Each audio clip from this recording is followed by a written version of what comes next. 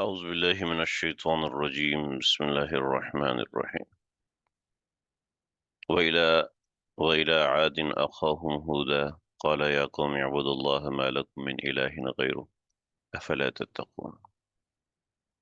ہمارے آج کے سبق کا آغاز سورۃ الأعراف آیت نمبر 65 سے ہو رہا ہے. سبق کافی دنوں کے بعد شروع ہو رہا ہے، تو اس وجہ سے مناسب ہے کہ میں پیچھے سے بات ذکر کر دوں کہ پیچھے کیا بات چل رہی تھی. ساتواں مضمون ہے، اور اس ساتویں مضمون کے اندر پانچ بڑی قوموں کی بڑی تباہیوں کا ذکر ہے. ان کی جدید ٹیکنالوجی، ان کے معیار زندگی، ان کے حالات، اس کو اللہ رب العزت نے ذکر فرمایا، اور پھر خامی کو ذکر فرمایا جو کہ آگے آنے والی قوموں کے لیے ایک نشان عبرت ہے، اور دوسری قوموں کے لیے، میرے لیے، آپ کے لیے، ہم سب کے لیے، مسلم امہ کے لیے، مسلم قوم کے لیے ایک واضح الارمنگ سچویشن ہے کہ جیسے یہ قومیں سب کچھ ہونے کے باوجود بھی کچھ نہ بن سکیں، کچھ نہ رہ سکیں، ایسے تمہارا بھی یہی حال ہوگا اگر تمہارے اندر یہ خامیاں پائی گئی. بعضی چیزیں خامیاں ہوتی ہیں اور بعضی چیزیں عیب ہوتی ہیں. خامی اور ہوتی ہے اور عیب اور ہوتا ہے. خامی وہ ہوتی ہے کہ جو محنت کے باوجود، محنت اور کوشش اور کاوش کے باوجود بھی چیز آگے نہ بڑھ سکے، اس کو خامی کہتے ہیں. اور عیب وہ ہوتا ہے کہ جس کے پیچھے کوئی دھیان اور کوئی توجہ نہ ہو.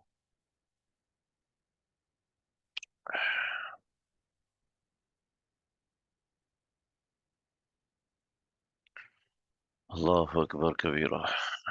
تو یہاں پر اس قوم اس قوم کے حوالے سے، یہاں پر اس کے حوالے سے ایک منٹ رکیے گا.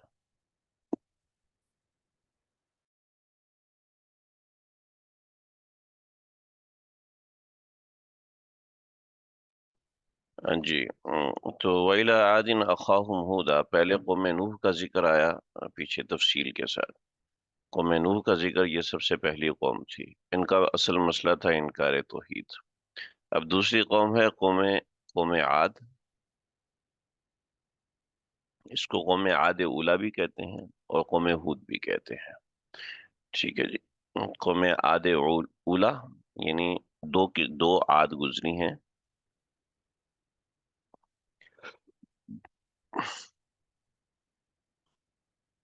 ایک قوم عاد یہ ہے اور دوسری قوم عاد یہ ہے.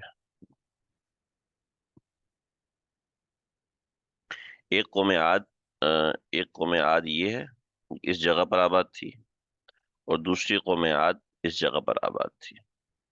ٹھیک ہے. اس کو قوم عاد کہتے ہیں، قوم عاد اولا کہتے ہیں.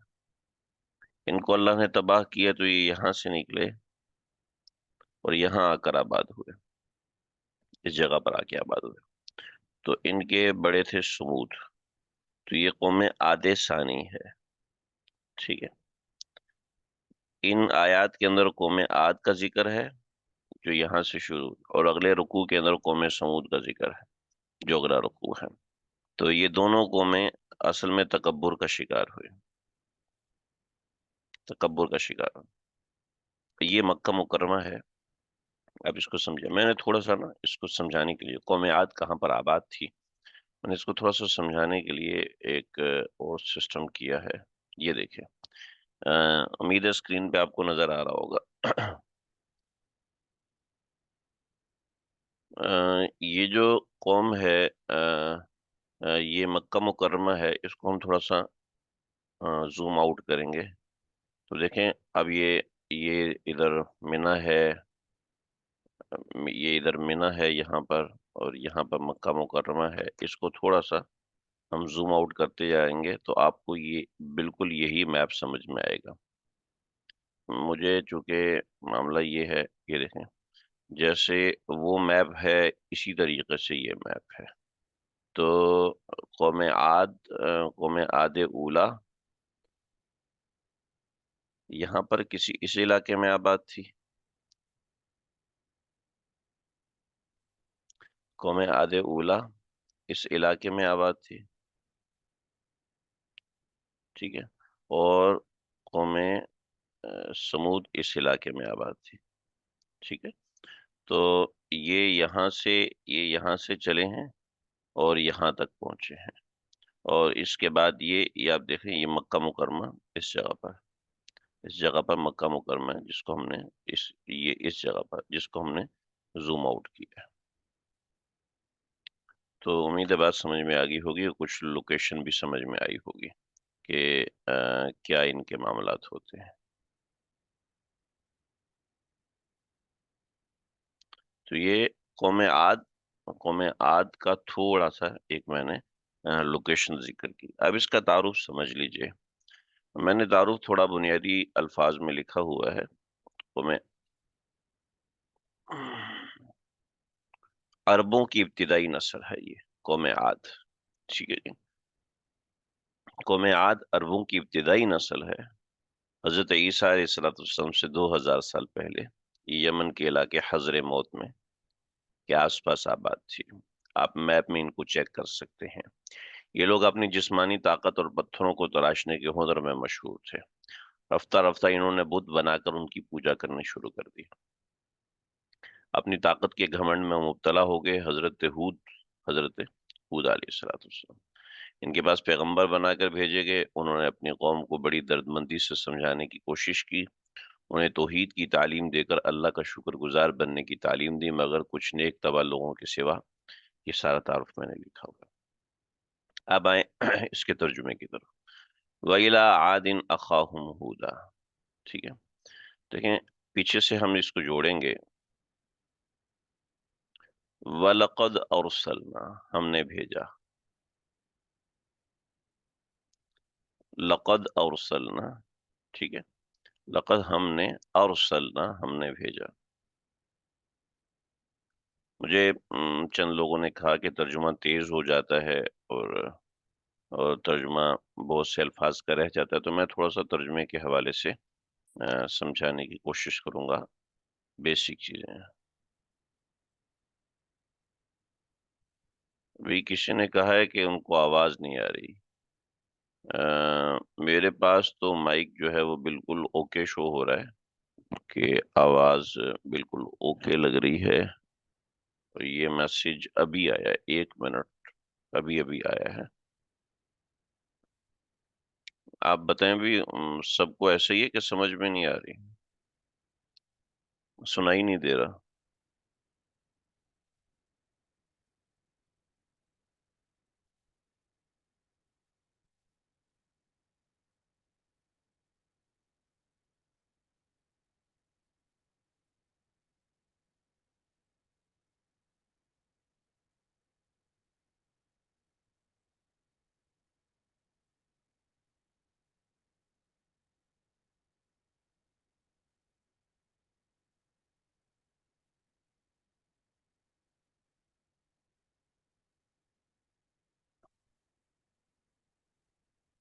جی میں نے دوسرا انٹرنیٹ کنیکٹ کیا ہے، امید ہے اب سمجھ میں آئے گا.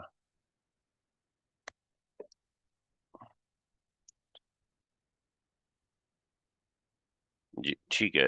میں نے دوسرا انٹرنیٹ کنیکٹ کیا ہے، شاید انٹرنیٹ میں پرابلم تھی. دیکھیں جی. وَإِلَىٰ عَادٍ اس کو میں نے وَلَقَدْ أَرْسَلْنَا نُوحًا ہم نے بھیجا نوح علیہ السلام کو. وَلَقَدْ أَرْسَلْنَا إِلَىٰ عَادٍ ہم نے بھیجا.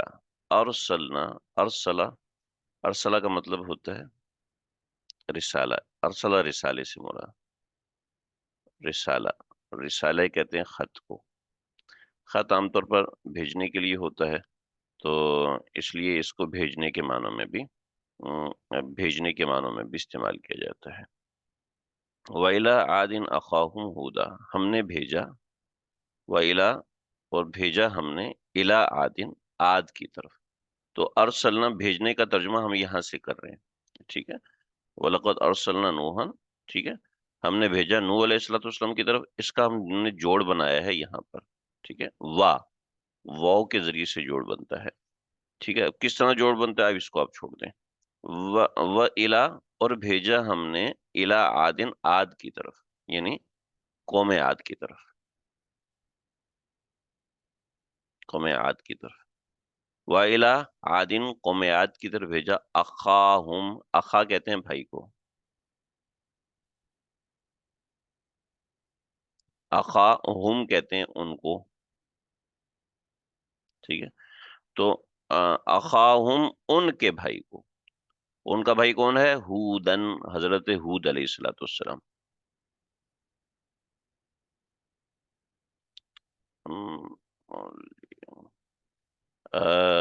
اچھا، یہاں پر غالباً ایک ہیں جن کو سنائی نہیں دے رہا.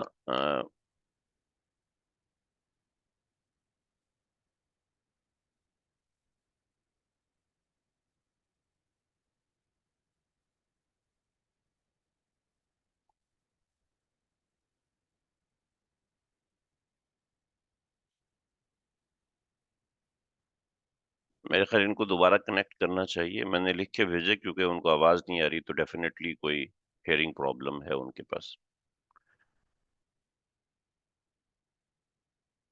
وَإِلَىٰ عَادٍ أَخَاهُمْ هُودًا، عاد کی طرف، یہ بہت برا سا ہو جاتا ہے آدمی کے ساتھ کہ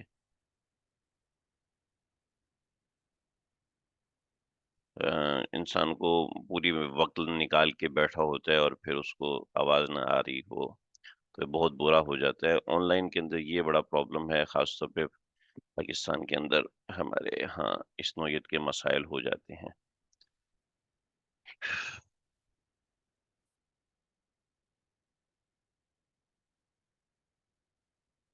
وَإِلَىٰ عَادٍ أَخَاهُمْ هُودًا، قوم عاد کی طرف ہم نے ان کے بھائی ہود کو بھیجا. قال، انہوں نے کہا، یا قومی، اے قوم، اے میری قوم، اعبد اللہ، عبادت کرو اللہ کی، اعبد، عبادت کرو. عبد کا لفظی ترجمہ تو یہی ہے کہ عبادت کرو، ٹھیک ہے، لیکن اصل مطلب اس کا ہے بندگی کرو.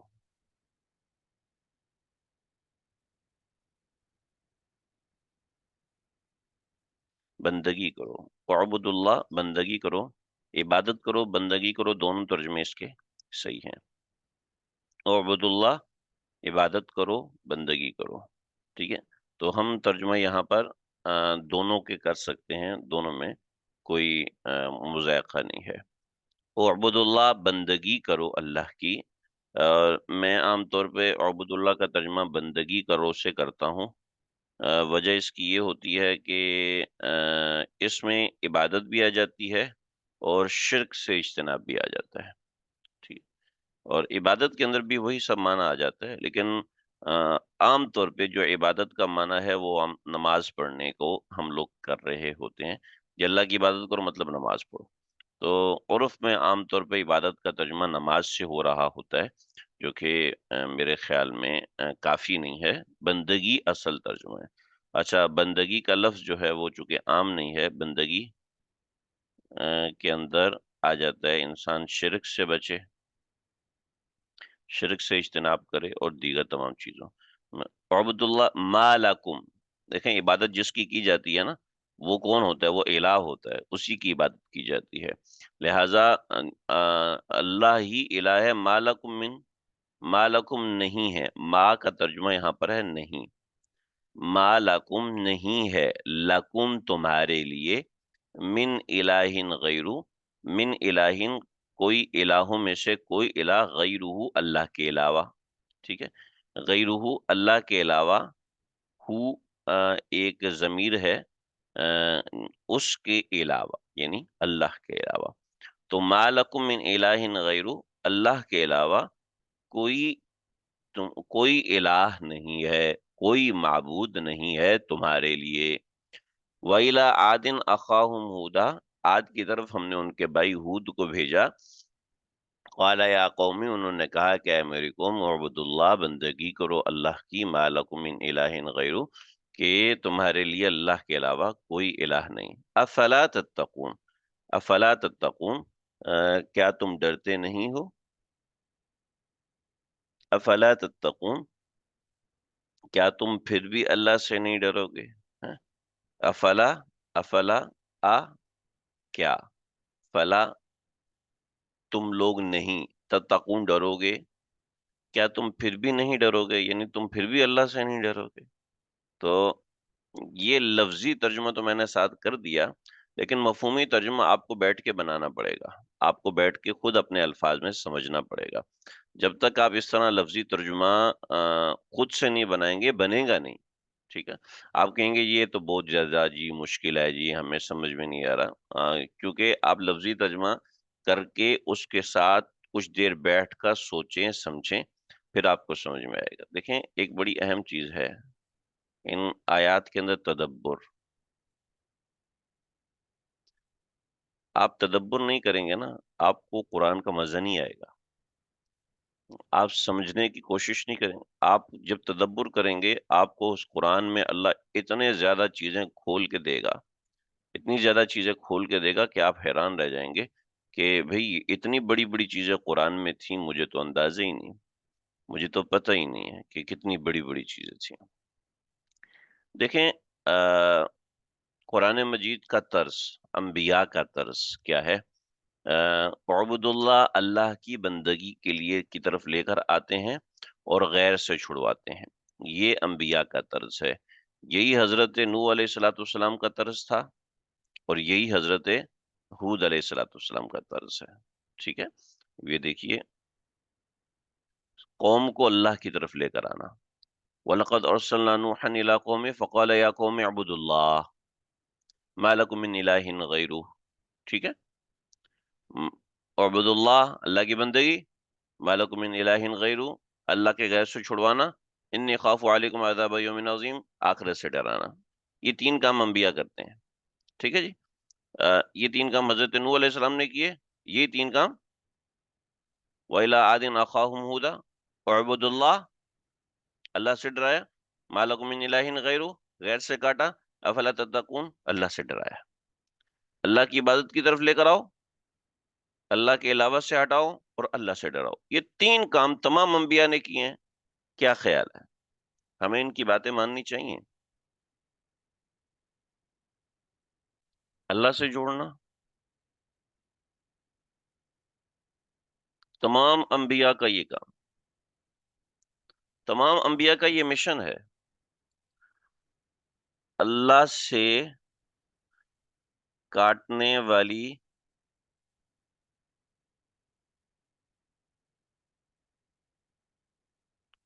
چیزوں سے کاٹنا،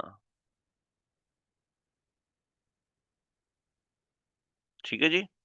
اللہ سے کاٹنے والی چیزوں سے کاٹنا، یہ تیسرا، اور اللہ سے ڈرانا۔ چھوڑو جی، اللہ کو اتنے ظالم نہیں ہے۔ ابھی دو دن ہوئے، میری کمر میں نا بہت خطرناک چک نکل گئی، بہت ہی خطرناک چک نکل گئی۔ تو نماز کا وقت ہوا، میں بالکل بھی ہل نہیں پا رہا، 2 گھنٹے تو جسم بالکل جائم رہ گیا، تو میں بالکل ہل نہیں پا رہا تھا۔ اب نماز ظہر کے لیے میں نکل رہا تھا، اسی وقت یہ چوک پڑی۔ میرے گھر والوں نے کہا کہ بھئی اب آرام کریں، اللہ اتنے ظالم تو نہیں ہے نا، اللہ کو پتہ ہے۔ تو میں نے کہا کہ بھائی اسی لیے تو اللہ نے نماز فرض کی ہے کہ اس میں ہو سکتا ہے یہاں جھکنے میں میرا فائدہ ہو اور یہاں جھکنے میں میرا نفع ہو۔ تو اس وقت مجھے یہ چیز سمجھ میں آئی کہ اللہ سے ڈرانا کیا ہوتا ہے۔ جب تک انسان کے اوپر نہ گزری ہو، انسان سمجھ نہیں پاتا اللہ سے ڈرنا کیا ہے، اور اللہ کا خوف یہ کیا چیز ہے۔ یہ یہ وہ چیزیں ہیں، اللہ تعالیٰ نے ہمیں جن چیزوں سے ڈرایا نا، وہ ہمارے فائدے کے لیے ڈرایا۔ جیسے اگر ڈاکٹر ایکسرسائز بتا دے کہ نہیں بھئی یہاں پہ ٹانگوں کو ہاتھ لگانا ضروری ہے، تو ہم ضرور کرتے ہیں، اگرچہ درد ہو رہی ہے، اگرچہ تکلیف ہو رہی ہے، اگرچہ یہ ہو رہا ہے وہ ہو رہا ہے، ہم اس کو ضرور کرتے ہیں، اس کی طرف ضرور ہم توجہ کرتے ہیں کہ ہمیں جی ڈاکٹر نے کہا ہے تو ڈاکٹر نے فائدے کے لیے کہا ہوگا، اور جو اللہ نے چیز ہمارے فائدے کے لیے کی ہے، ہمیں لگتا ہے ہم اس کو اس بات پہ لے آتے ہیں کہ اللہ کو اتنے ظالم تو نہیں ہے نا یار، کہ تم ایسا کر رہے ہو، تو یہ تین چیزیں تمام انبیاء لے کر آئے ہیں، اور ہمیں سکھایا ہے کہ بھئی یہ تین چیزیں آپ لوگوں نے کرنی ہیں۔ یہ تین چیزیں ہم کریں گے تو سمجھ میں آئے کہ ہم 1,24,000 انبیاء کے مشن کے مطابق چل رہے ہیں۔ اگر یہ تین چیزیں نہیں، بس ادھر ادھر کی چیزوں میں لگے ہوئے ہیں، یہ صحیح نہیں ہے۔ تو اللہ سے جوڑنا، ٹھیک ہے، اللہ سے کاٹنے والی چیزوں سے کٹنا، اور اللہ سے ڈر، اللہ کا ڈر، یہ ایک الگ موضوع ہے، ایک الگ چیز ہے۔ اللہ سے جڑنا کیسے ہوگا، اور یہ سب چیزیں، اللہ سے جوڑنے کا طریقہ یہ ہے کہ اللہ کے خاص بندوں سے جوڑا جائے۔ چنانچہ اللہ نے اپنے خاص بندوں کا ساتھ ساتھ ذکر کیا۔ قال الملأ الذين كفروا من قومه قال الملأ الذين كفروا من قومه قال الملأ، ملؤ کہتے ہیں سردار کو، ملا کہتے ہیں سردار کو۔ قال الملأ، قوم کے سرداروں نے کہا۔ کیا سمجھ میں آ رہی ہے آپ کو؟ انبیاء علیہ السلام قوم کے بڑے سرگنا لوگوں پہ زیادہ محنت کیا کرتے تھے۔ چنانچہ قوم کے عمراء، قوم کے بڑے لوگ، جب قوم کے بڑے لوگ دین کی طرف آئیں گے تو چھوٹے لوگ خود بخود دین کی طرف آئیں گے۔ لہٰذا قوم کے بڑے لوگوں پر بھی محنت ضروری ہے۔ یہ نہیں جی آپ فقیروں پہ محنت کریں، فقیروں پہ بھی محنت کرنی ہے اور ہماری ذمہ داری ہے، لیکن جب قوم کے بڑوں پہ زیادہ محنت ہوتی ہے تو قوم میں سورنا بہت تیزی سے آتا ہے۔ الذین کفروا من قوم قال الملأ، سرداروں نے کہا۔ اب سرداروں کی تعریف اللہ کریں، اللہ تعریف مطلب ڈیفینیشن۔ الذین کفروا من قوم، جن لوگوں نے کفروا کفر کیا، من قوم ہی، اس قوم میں سے، ٹھیک ہے، یہ ان کی ڈیفینیشن ہوگی۔ قال الملأ الذین کفروا، قال الملأ، سرداروں نے کہا، ملو کہتے ہیں سردار کو، الذین کفروا من قوم ہی، جو کہ جنہوں نے قوم میں کفر کیا، ٹھیک ہے، کیا کہتے ہیں؟ انا لنراک، ہم آپ کو دیکھتے ہیں، نرا کہتے ہیں دیکھنے کو، کا آپ کو، انا لنراک، ہم آپ کو دیکھتے ہیں، فی صفاحت، بے وقوفی میں، ہم دیکھتے ہیں کہ آپ بے وقوف ہیں۔ چنانچہ اہل دین کو پہلے دن سے بے وقوف سمجھا جاتا ہے، ٹھیک ہے، اور سمجھ میں دنیا سمجھتی ہے، اس کو سمجھنے دیں۔ آپ کبھی بھی اہل دنیا کی ان باتوں سے متاثر مت ہوا کریں۔ اہل دین داڑھی والوں کو کم پڑھا لکھا سمجھتے ہیں، داڑھی والوں کو سمجھتے ہیں کہ بھئی یہ ان کا کیا واسطہ، باہر کی دنیا کا تو ان کو پتہ ہی نہیں، بے وقوف لوگ ہوتے ہیں، یہ گھٹیا قسم کے لوگ ہوتے ہیں۔ نہیں نہیں، انا لنراک فی صفاح، ہم آپ کو دیکھتے ہیں آپ بے وقوف ہیں۔ حالانکہ انبیاء علیہ السلام قوم کے عقل مند ترین لوگ ہوتے ہیں۔ انا لنراک، ہم یقینی طور پر، آپ دیکھیں لام کا ترجمہ میں کرنا رہ گیا، انا لنراک، ہم یقینی طور پر دیکھتے ہیں آپ کو، فی صفاحت، بے وقوفی میں مبتلا، صفاح کہتے ہیں بے وقوفی، وَإِنَّ، اور ہمیں یہ بھی یقینی گمان ہے، اِنَّا لَنَظُنُّكَ، کہ ہمارا یہ یقینی، بے شک ہمارا یہ گمان ہے کہ آپ، من الکاذبین، آپ ایک جھوٹے آدمی ہو۔ انبیاء علیہ السلام کو لوگ جھوٹا کہہ رہے ہیں، اور اللہ تعالیٰ قرآن میں بتا رہے ہیں، ٹھیک ہے۔ کیا ہے باطل کی قوت؟ یہ ہوتی ہے کہ اہل حق کو میں دو باتیں قائم کریں، ایک تو ان کو بے وقوف ثابت کریں، دوسرا ان کو بددیانت ثابت کریں، دوسرا ان کو خائن ثابت کریں۔ سوشل میڈیا پہ بہت زور لگا ہوا ہے، بڑی محنت کی جا رہی ہے اس بات کے اوپر کہ علماء کو بے وقوف ثابت کیا جائے اور علماء کو کرپٹ ثابت کیا جائے، کہ قوم کو بے وقوف بناتے ہیں۔ پچھلے دنوں مولانا جمیل صاحب اور مفتی تقی عثمانی صاحب، آپ قوم کو بے وقوف نہ بنائیں، آپ قوم کو سچ سچ بات بتائیں، یعنی آپ تو قوم کو سچ بات بتا رہے ہیں، اور شیخ الاسلام مفتی تقی عثمانی صاحب قوم کو جھوٹی بات بتا رہے ہیں۔ مولانا جمیل صاحب، انا للہ و انا الیہ راجعون، ان مولویوں نے قوم کو برباد کیا ہوا ہے۔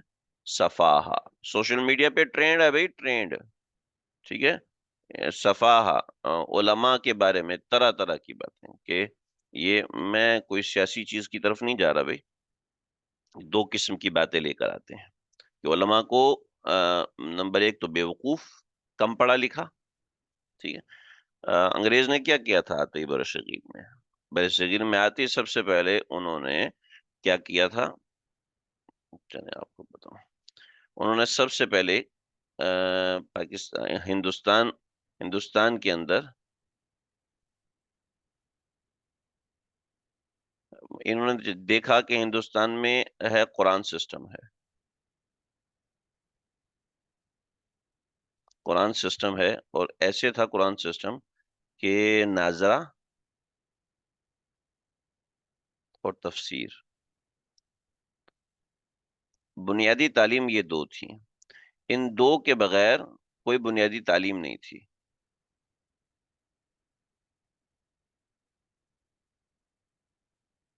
سوال آیا کافی لمبا ہے، میں انشاءاللہ بتاتا ہوں۔ یہ یہ دو چیزیں ہندوستان میں بہت زیادہ تھیں کہ سب سے پہلی چیز تو یہ تھی کہ قرآن کا ناظرہ،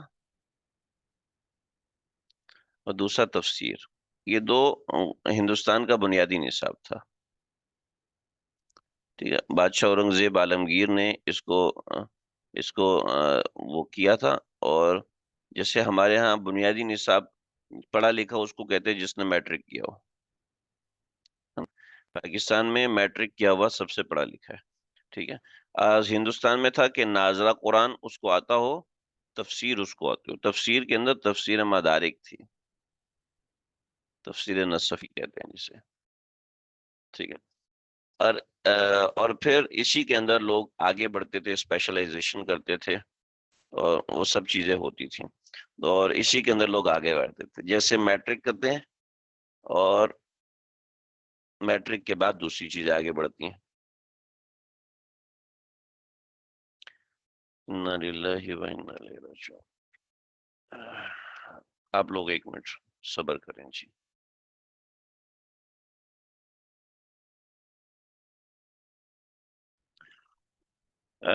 جی ابھی امید سمجھ میں آ گیا، ٹھیک ہے۔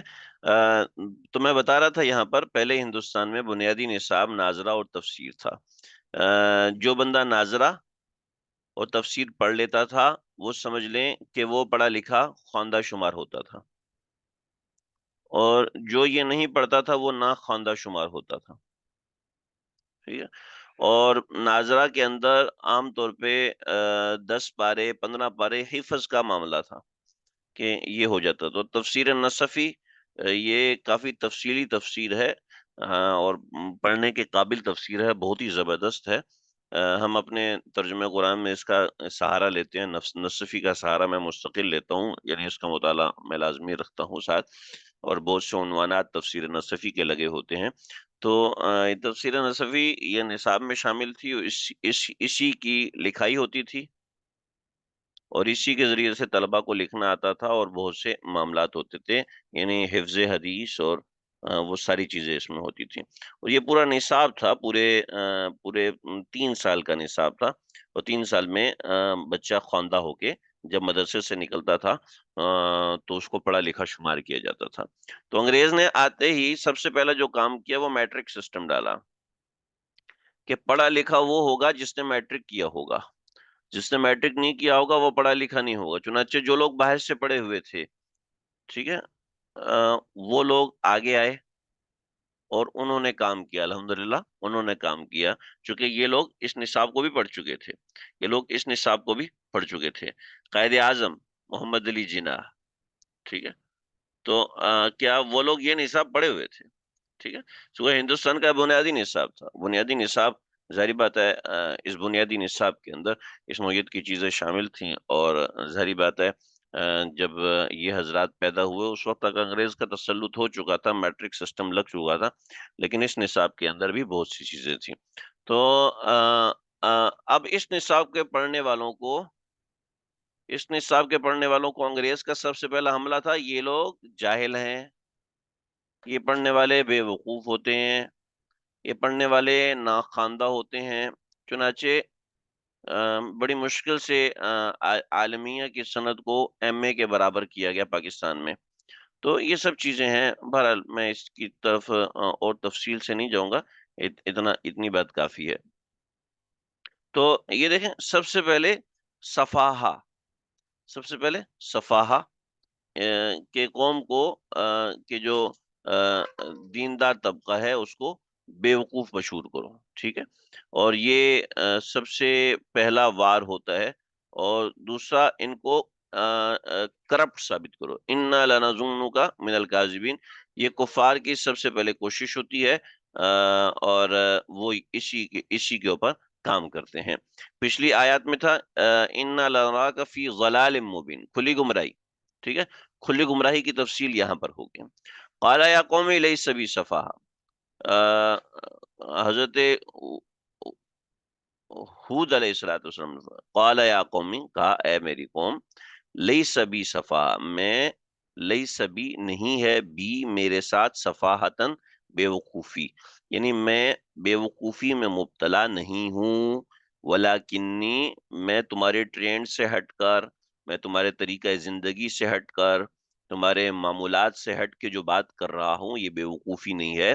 ولاکنی، بلکہ میں رسول من رب العالمین، میں پیغمبر ہوں رسول کا، میں پیغمبر ہوں اللہ کا، میں پیغمبر ہوں من رب العالمین، رب العالمین کی طرف سے، میں پیغمبر ہوں رب العالمین کی طرف سے. آپ نے ان الفاظ کو جوڑنا ہے، جوڑ کے ترجمہ بنانا ہے.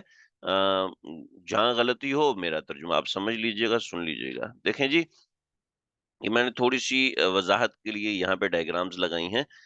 آپ اس کو سمجھ لیجئے گا. قوم عاد کہاں پر آباد تھی، اور قوم عاد نے یہاں پر اللہ رب العزت، یہاں پہ حضر موت کا علاقہ ہے.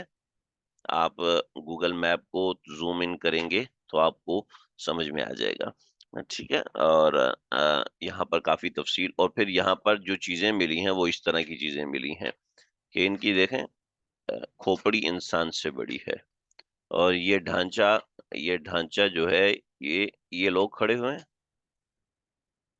یہ لوگ کھڑے ہوئے ہیں، اور یہ اتنا بڑا ڈھانچہ ایک آدمی کا ہے.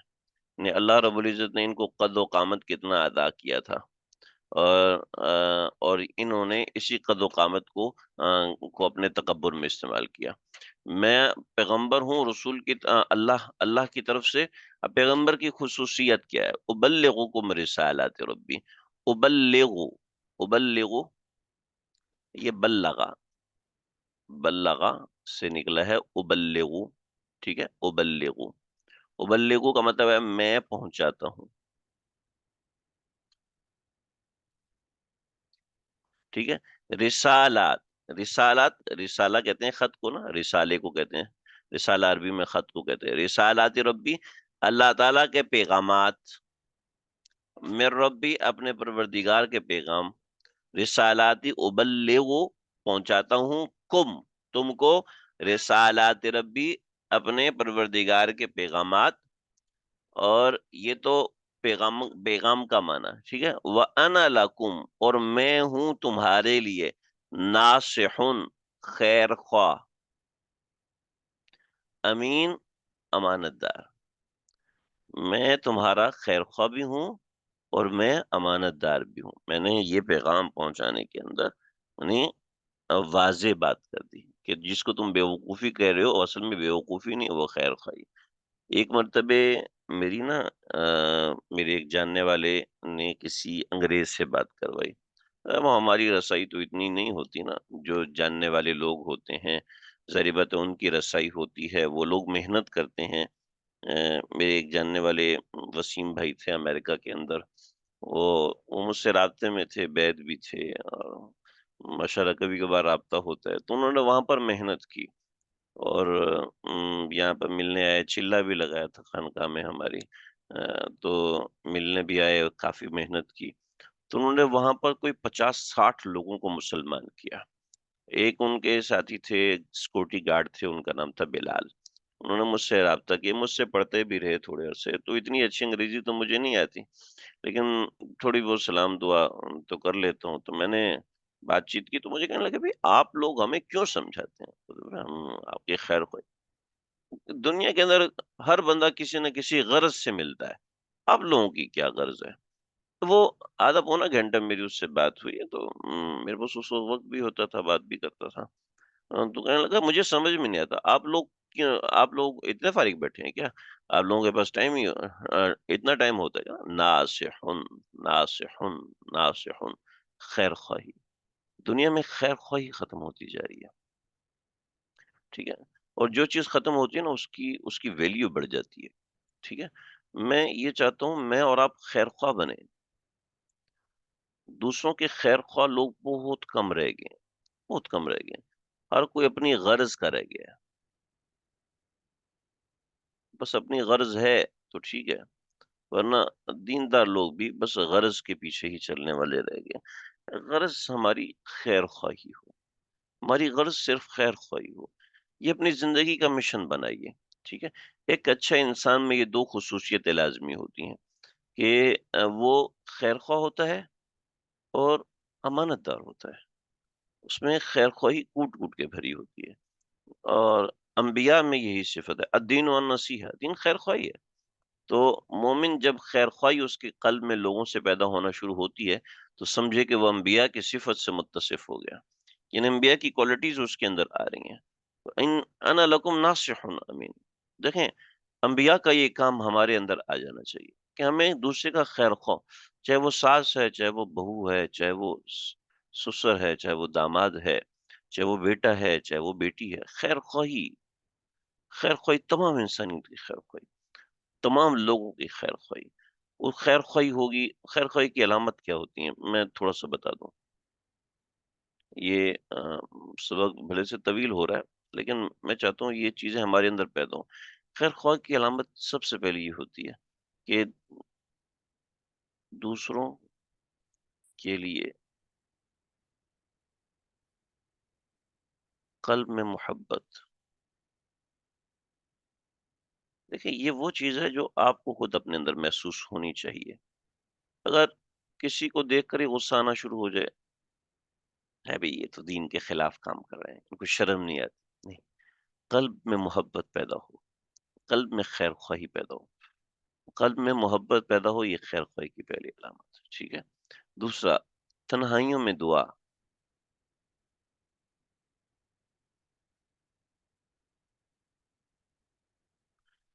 تیسرا درجہ ہے رونا،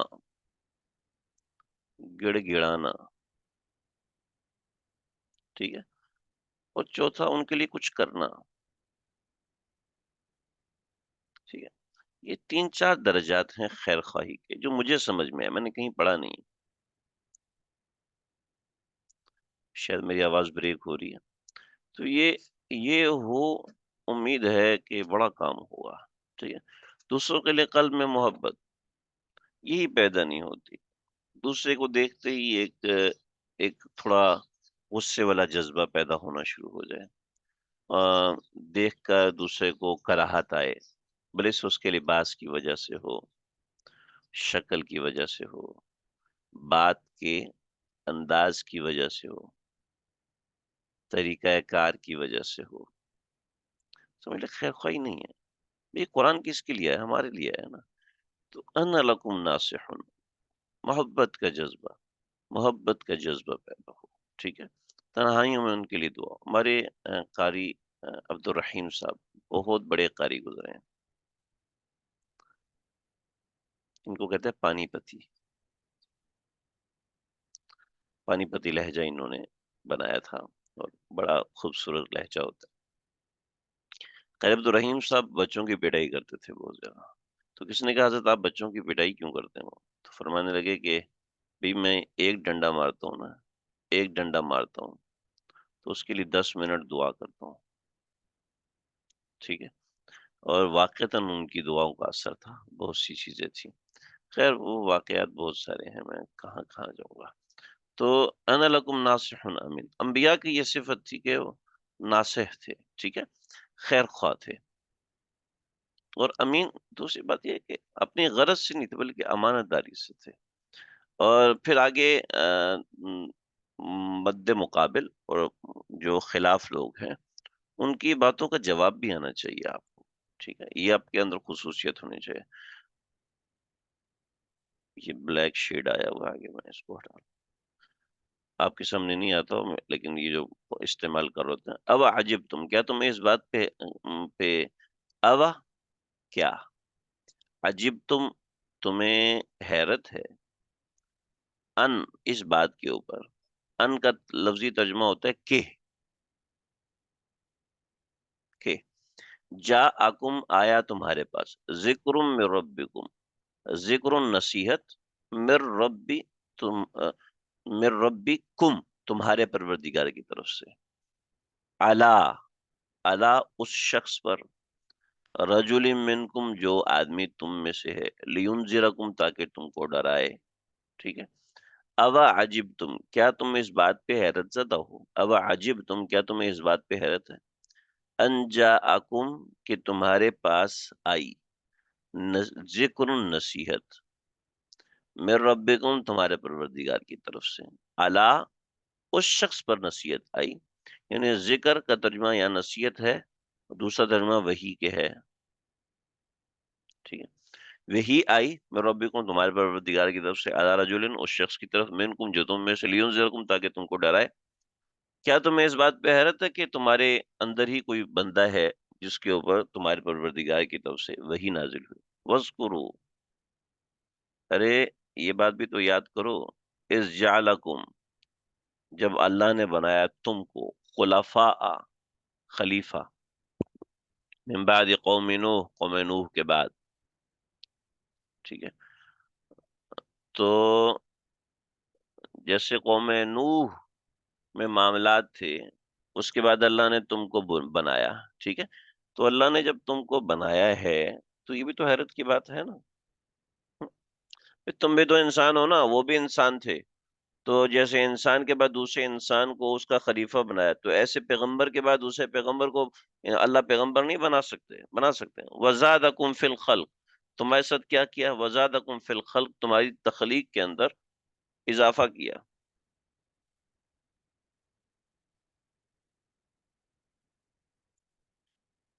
وزادکم فی الخلق، اور تمہارے خلق کہتے ہیں، خلقت کہتے ہیں یہاں پر ڈیل ڈول کو. ٹھیک ہے. خلق لام کے سکون کے ساتھ، تمہارے جسم کی ڈیل ڈول کو بسطتن بڑھا چڑھا کے بنایا. وزادکم اور بڑھا چڑھا کے تمہارے جسم کی ڈیل ڈول کو بسطتن بڑا کر کے بنایا. تمہارے جسم کی ڈیل ڈول کو بڑا کر کے بنایا دوسروں کی نسبت. ٹھیک ہے. تمہارے جسم کی ڈیل ڈول کو بڑا بنایا. اب بڑا کتنا بنایا تو ہم معنی کے لیے کریں گے دوسروں کی نسبت. فذکروا، بس یاد کرو، اعلیٰ اللہ، اعلیٰ کہتے ہیں نعمت کو. ٹھیک ہے. اعلیٰ اللہ ہی اللہ کی نعمتوں کو. فذکروا، بس یاد کرو، اعلیٰ اعلیٰ اللہ ہی اللہ کی نعمتوں کو، لعلکم تفلحون تاکہ تم کامیاب ہو جاؤ. اور وہ کیا ہے، وہ ظاہر توحید ہے.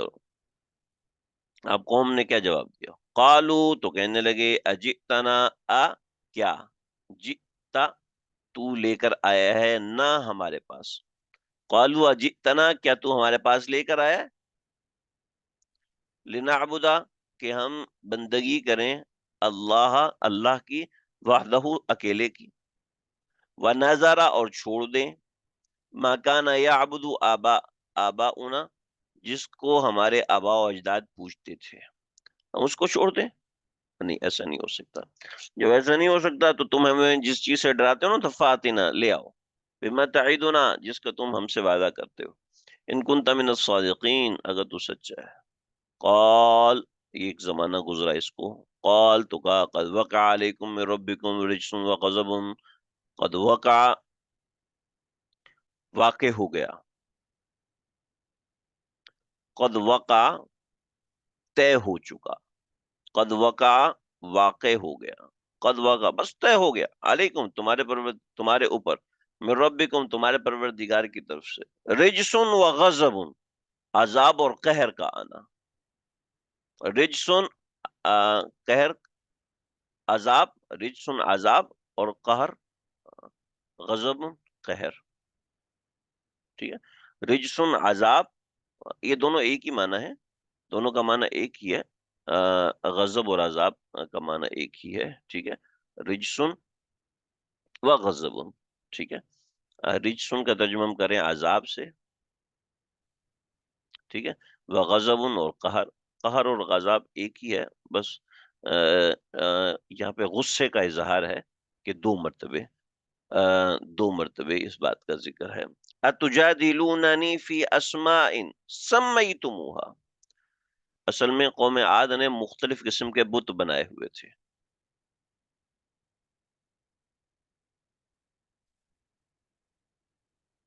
ایک منٹ رکیے۔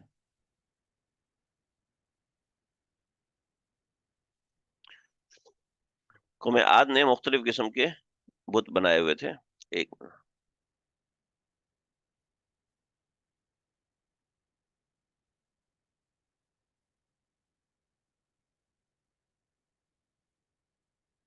یہ تھوڑا سمجھنا ضروری ہے شاید کو، ورنہ نئے لوگ شاید کنفیوز ہو جائیں۔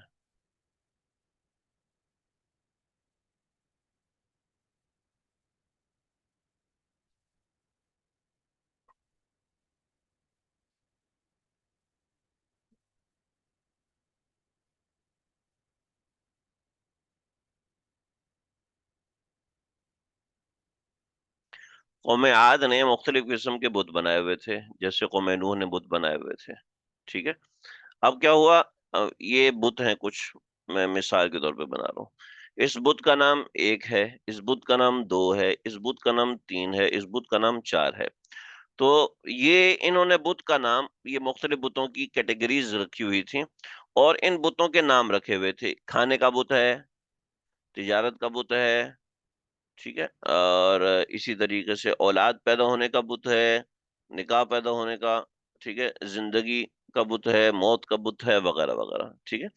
تو جیسے آج کل ہندوؤں کے اندر ہر چیز کی الگ پوجا ہوتی ہے، شادی کی پوجا الگ ہوتی ہے، زندگی کی پوجا الگ ہوتی ہے، اولاد کی پوجا الگ ہوتی ہے، نکاح کی پوجا الگ ہوتی ہے، ہر ایک پوجا الگ ہوتی ہے۔ تو ان کے ہاں بھی یہ معاملہ ہے، معاملہ تھا کہ ایسے انہوں نے بتوں کے نام رکھے ہوئے تھے، ٹھیک ہے۔ تو اب میں پہلے آیت پڑھوں گا، آپ لوگ اس کو دیکھتے رہیے گا، پھر دوبارہ اس اسکرین کی طرف جاؤں گا تاکہ آپ کو سنوں۔ قال اتجادلوننی، کیا تم مجھ سے جھگڑا کرتے ہو، فی اسماء، ان مختلف ناموں کا، یہ نمبر ایک، نمبر دو، نمبر تین، نمبر چار، فی اسماء مختلف ناموں کا، سمیتموہا جس کا نام تم نے خود دیا ہے، تم نے نام دیا ہے، وآباؤکم اور تمہارے آبا و اجداد نے نام دیے، ما نزل اللہ بہا من سلطان، اور اللہ کی طرف سے اس کے اوپر کوئی دلیل نہیں ہے، ٹھیک ہے۔ اب ابھی تو آپ کے سامنے آیت مبارکہ نہیں تھی، اب میں آیت مبارکہ سامنے رکھتا ہوں، آپ سمجھے، انشاءاللہ سمجھ میں آ جائے گا۔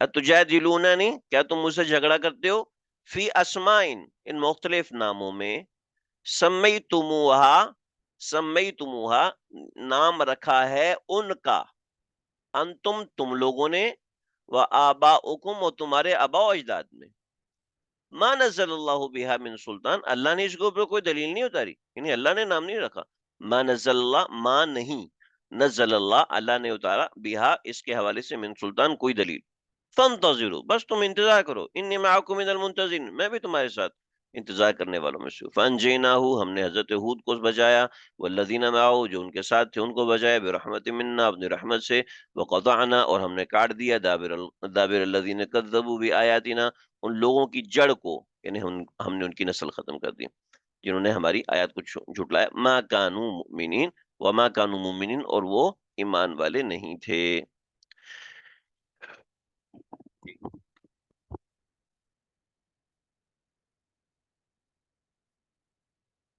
ما کانوا مؤمنین اور وہ ایمان والے نہیں تھے۔ یہ قوم عاد کا مسئلہ یہاں پر مکمل ہوا۔ بس سبق بھی آیت نمبر 72 تک ہے، ہم اس کو یہیں پر روکتے ہیں، تھوڑی سی دیر میں ہم بیشتی زبر شروع کریں۔ السلام علیکم ورحمۃ اللہ وبرکاتہ۔